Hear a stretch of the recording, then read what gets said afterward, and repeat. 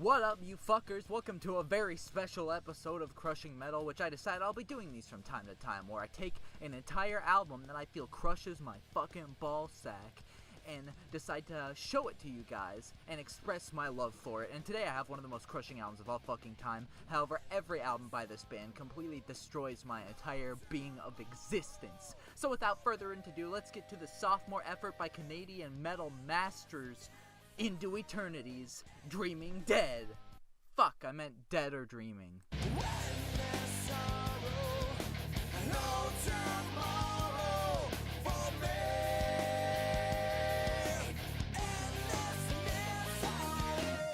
So we start off with the song Absolution of the Soul, which is a fantastic track, but you're gonna hear me say that plenty of times throughout this entire review. And, well, where do I even begin? Lead vocals done by guitarist Tim Roth, who has remained the band's guitarist to this very day. Does a fucking fantastic job on here. Let's break it down by structure. So the verses have this sort of, it's a slow thing going on, but it's still epic and like catchy, and they manage to have that form of slowness with the epicness on top of it.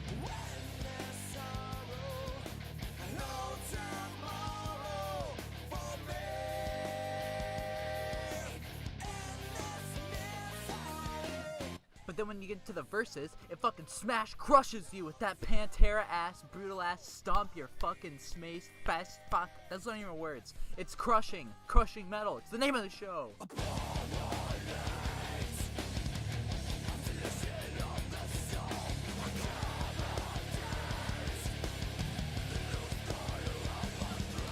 And then you got this slow, chuggy part towards the end, which sounds like when a Pantera song stops being fast, or like an 80s thrash song stops being fast, and it's like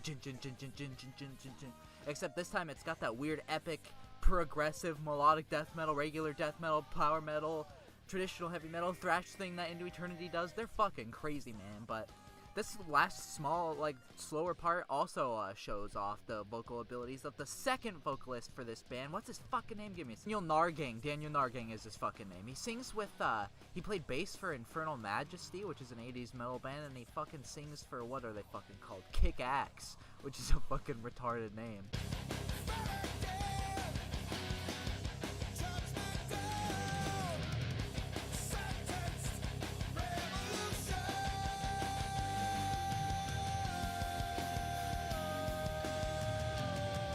Basically, from this point on, at least for this album's sake, just remember that the higher pitched voice is Tim Roth, which is kind of funny because he's the bigger of the two dudes, and it's especially funny because now he's bald, so it makes him look like he shouldn't have that voice. And then the deeper one is Daniel Nargang. Now, just looking at them, I would have pictured it the other way around, but fucking life's weird like that. Fuck it, on to the next one.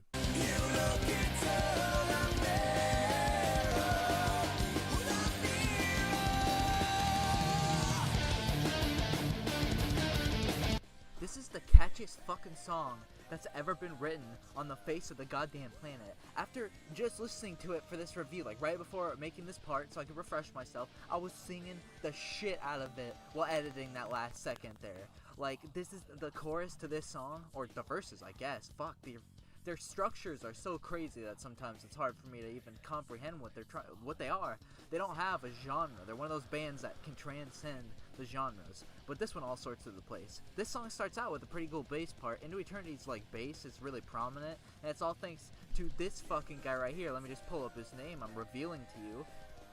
What the fuck is his name? Scott Krall. Scott Krall. His brother would go on to become one of the vocalists in the future, but Scott Krall's the bassist, and he's a pretty damn good bassist. Listen to this shit.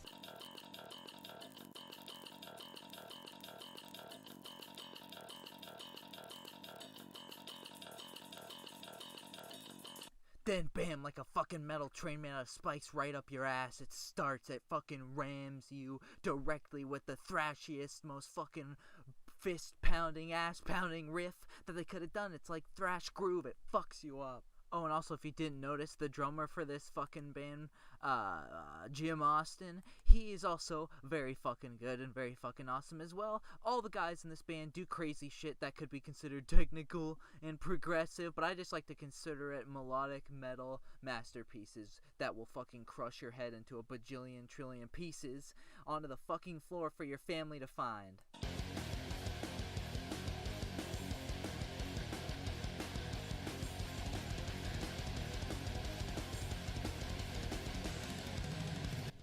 Damn, that was a fucking long name. I don't actually call it that because that's not a genre. That entire sentence is not a replacement for a singular word. But besides that point, this part after the brutal riff comes in, Into Eternity, like I said, the reason why they're so hard to categorize, and you shouldn't even try fucking to be honest, but the reason why they're so hard to categorize is because they fucking change so much. And I don't just mean like change is in like they have a lot of time signature changes, which they got that too, but like they just straight up will change genres on you. Fucking dual guitar type shit, the most epic flying vocals you ever heard. It's a band literally full of great vocalists. Just guitarists are great vocalists, the drummer and bassists all do great screaming, and they just had tons of fucking awesome, similar sounding guys on vocals.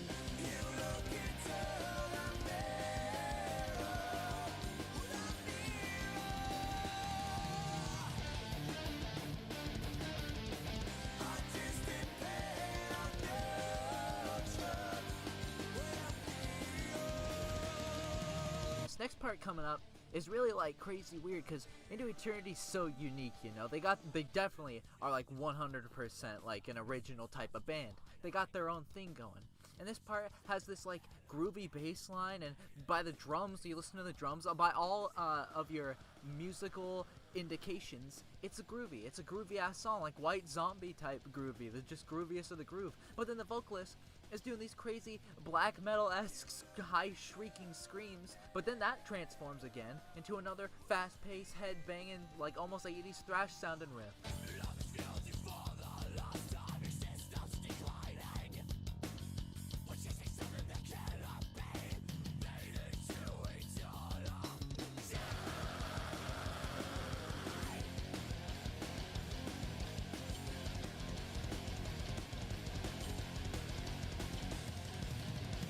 The lyrics, again, they're about, fucking, you know, looking into a mirror, seeing yourself, being like, fuck, you know, life sucks, you know, distant, pale future, everything in the future, I should hang myself now while I'm looking at myself because I'm a piece of fucking garbage. I don't believe that, personally, about myself. Sometimes I do, but that's what the song's about, because, I don't know, maybe the vocalists want to fucking die, but, you know, they write shit about all sorts of metal subjects, so maybe they just thinking wanting to die is brutal. Last thing I want to point out here is this one part where Into Eternity like to have these little bridges, or I'm not even sure if it would count as a bridge, but just little musical interludes almost in the middle of their songs where they'll just go super fast and they'll thrash, they'll pull out every fucking dual guitar trick in the book, and they just go crazy.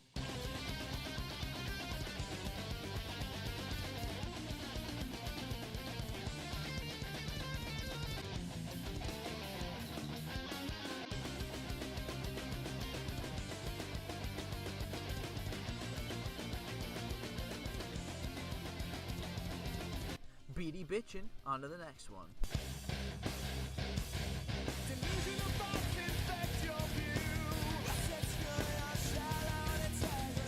Shallow is yet another classic. I'm just gonna say it right now, there's not a bad song on it. I'm just gonna stop saying that this is a good song, because every song is good, okay? I'm done with it. But anyways, notable things about it. It starts off with a nice little acoustic intro, because they fucking own those pussy-ass wooden bitches.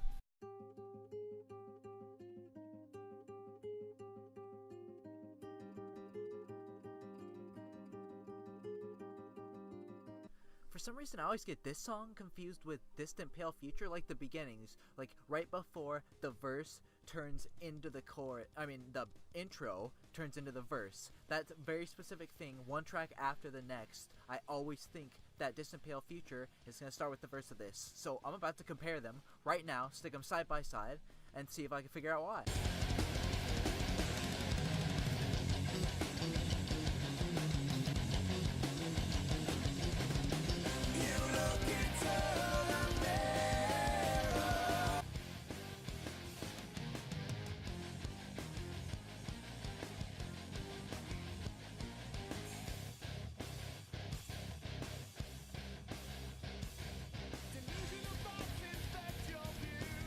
Because fucking, here's how it sounds in my head, right?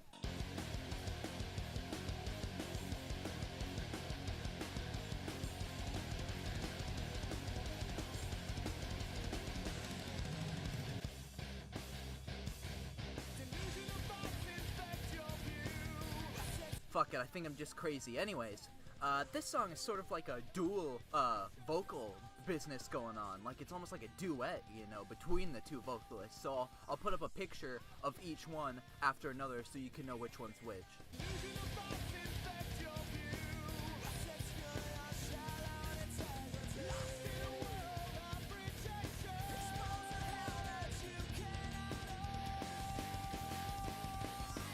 The lyrics are, you know, literally what you think it's about. The fucking song's called Shallow. First line is, delusional thoughts infect your view, which sounds really menacing and brooding, but yeah, it's exactly what you think it's about. It's about somebody being a shallow person to everybody else in life, only thinking about themselves, which is all cool. But something I noticed that I personally think every time I hear this song is, this just me, or does this sound like the fucking Exorcist theme?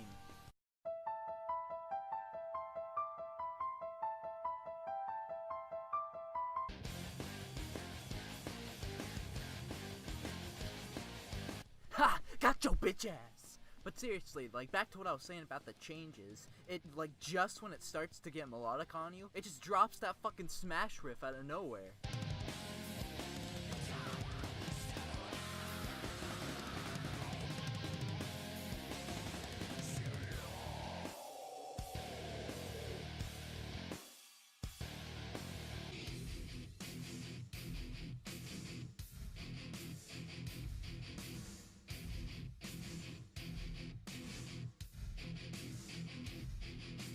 See, man, that's exactly what I'm talking about. Into Eternity will just fucking switch metal genres like that, but it's not like stupid. Some bands overdo it. Some bands are just fucking inept as fuck and can't even comprehend how to make a proper song.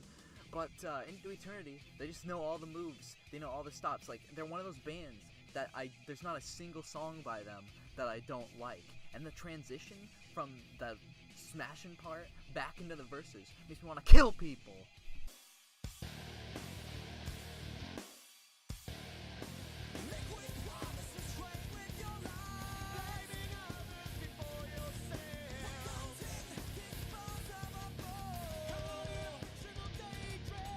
And the last thing I want to say about this song before we move on to the next one is this harmonization is fucking beautiful. Check it out.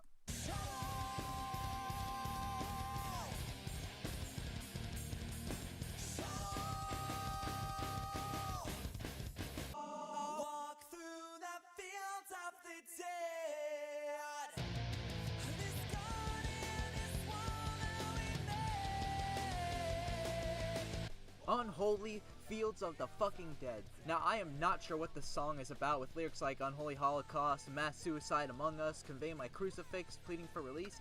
It's probably an anti-religion song. I have to sit here and really think about it for a long time, but I don't have that kind of time in this video, so let's get on with it. What makes up this song? Well, the verses have that slow groove, you know, that weird, slow kind of bob your head bullshit, but with power metal vocals. Like, I don't even know if that's how to properly describe it. And I hate words like progressive and technical and all that dumb shit, but you could technically call Into Eternity a technical band. Again, like, they sound like no other. And my favorite fucking part is this one in the second verse. Just, I don't know why, just this note always gets me.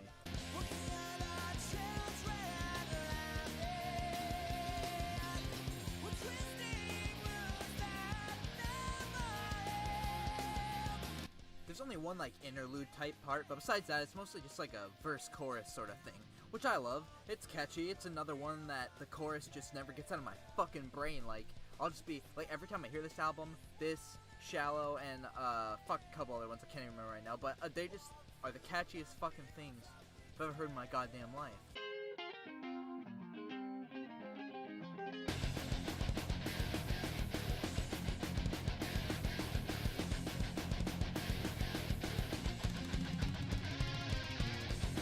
Oh hey, look at that! It's another fucking classic! Elysium Dream is another song where the chorus gets stuck in my head every day. I should just say that about all these songs. Every single one, the chorus will get fucking stuck in your head. But this one's another crazy one. The verses, they got that stomp, like, twirl headbang thing, like I said. It's like, the vocalists also, one of the things that I like they do, is they do the power metal thing.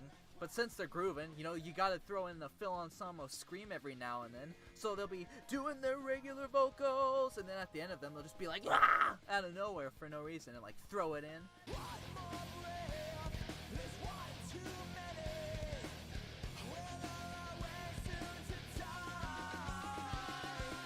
And then, as I said again, the chorus is really fucking catchy. For the 18 bajillionth time, they're doing another powerful, masterful harmonization.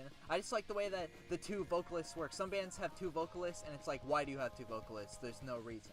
But when Into Eternity did have two vocalists, it was like perfect. They just worked awesome together, and the music around it was crazy. Because if you're listening to it, they're like, it's almost like it's slow, but it's not, because the drums are fucking thrashing out, and so are the guitars. But it works. All of it works.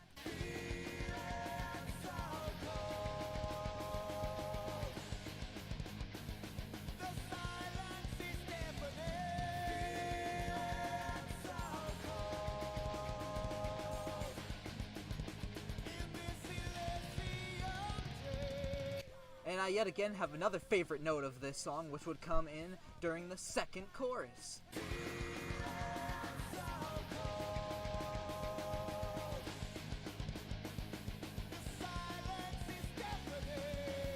I don't know why, just something about the way it goes up and then down just gets stuck like right directly in my brain for hours upon hours. For eternity, if you will. But on to number 6, bitches!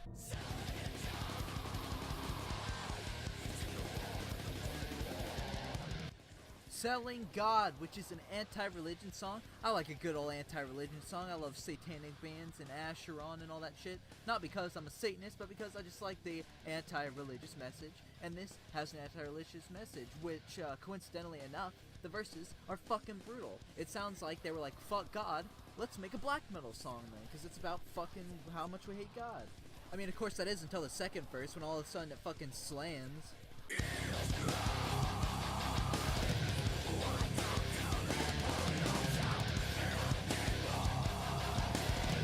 And then the fucking chorus, it's like a Slayer riff. Like, it is a straight up Slayer riff. It is a Slayer riff.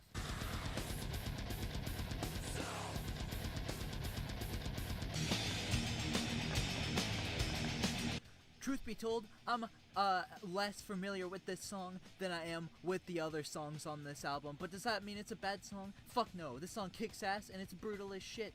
But I'm trying to make this video less long than the entire album, so let's move on to number 7.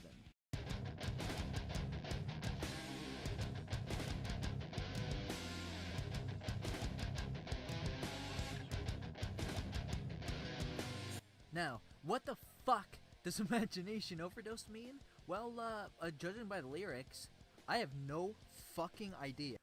Distorted, can't recognize or recall. Deformity, everything's misproportioned. See, what makes me think that it may just be about injecting drugs is the fact that it says, the more drugs injected. The more sights contorting, your sight contorts, yeah. But imagination overdose? It's like, okay, maybe they're trying to say like, your imagination's running wild when you're fucked up on meth. And that's true. And it does do all the things, but then towards the end, it's like they were just like, all right, it's got to be metal though, because then it becomes Abstraction, Dispense Nervouses, Immolation, which is a great band, Body Sacrifice, Tearing, Ripped Apart. It's like, is this about drugs anymore? And was this ever about just imagination?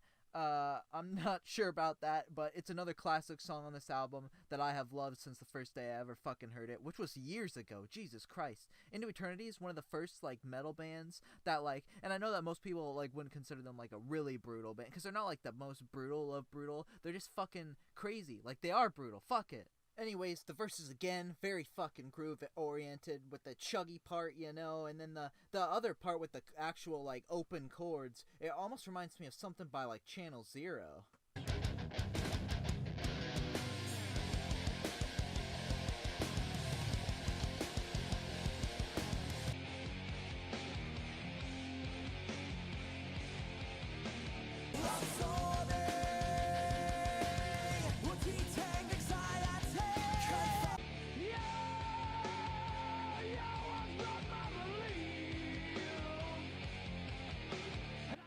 Chorus is just fucking straight up power metal. Like, it's just a power metal chorus.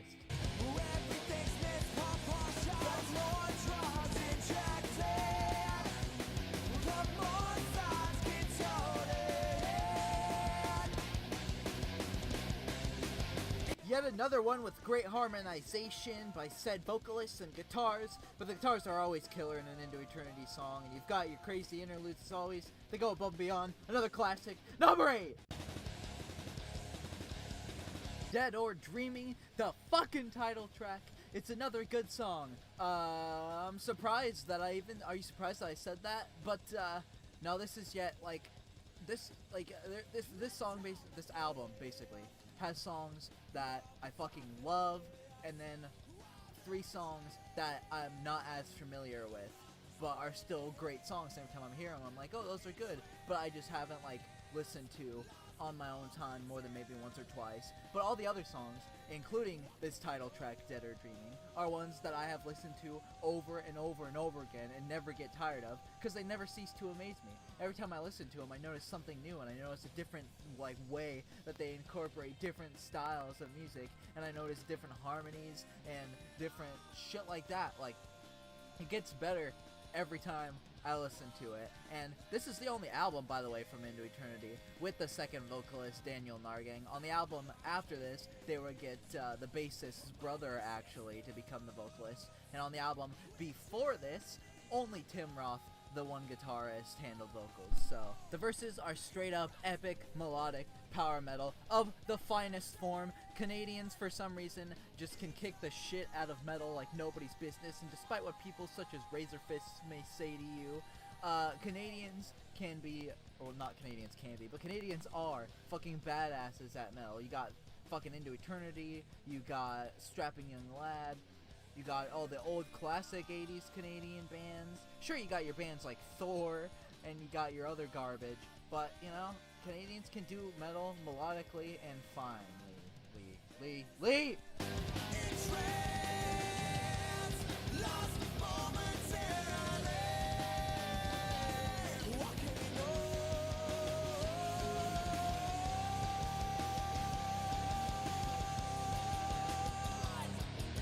Got another one of those catchy ass fucking bitch ass choruses that is just a direct fucking implant into your psyche. Because, as I've stated on several occasions throughout this video, my case, judge, officer, and jury of the court, my case is that Into Eternity's choruses are catchy as fuck!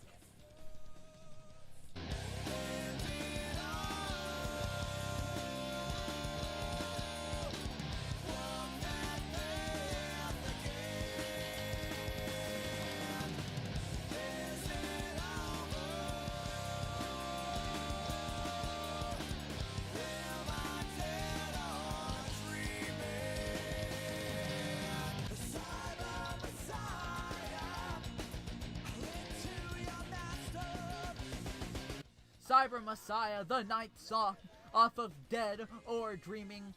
This song sort of equates in terms of the lyrics. Into Eternity has a very unorthodox way of constructing similes and metaphors and whatnot, and basing premises around their songs, like using different situations and scenarios to describe whatever they're trying to put across in terms of a message.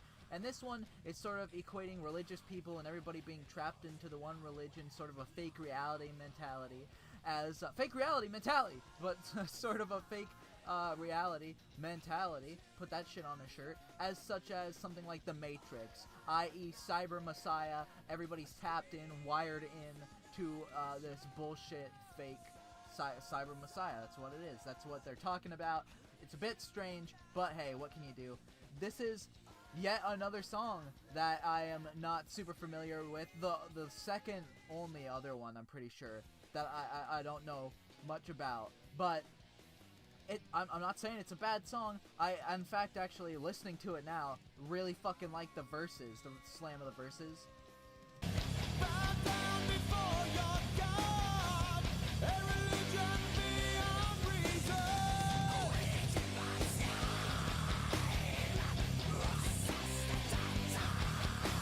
Good shit!